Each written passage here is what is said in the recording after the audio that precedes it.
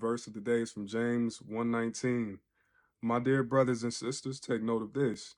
Everyone should be quick to listen, slow to speak, and slow to become angry. When you and I follow these instructions, we prevent ourselves from operating in the way of Cain towards our brother or sister. So if we think back to Genesis 4, there's a conflict between these brothers. There's a whole sacrifice ceremony to God.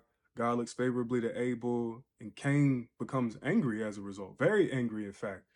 And God approaches him and he says, "Hey, you still have an opportunity to do well. Why is your face downcast? Um, but be careful because sin is crouching at the door and its desire is to have you, but you must rule over it." And then Cain's, immediate action after that is he takes his brother out into the field and he murders him.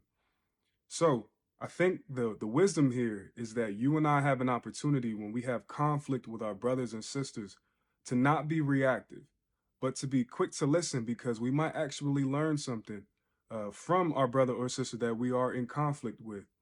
And we might actually realize, oh, I'm actually in the wrong here because I'm willing to hear you out.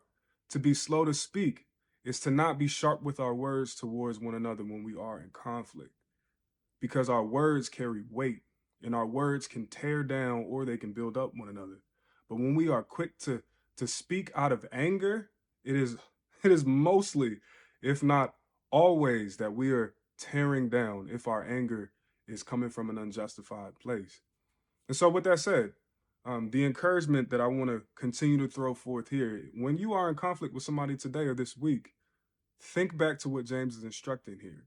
How can you navigate that moment with your brother or sister to actually lead to a place of reconciliation rather than a place that further divides you two, like Cain and Abel? Grace and peace, fam.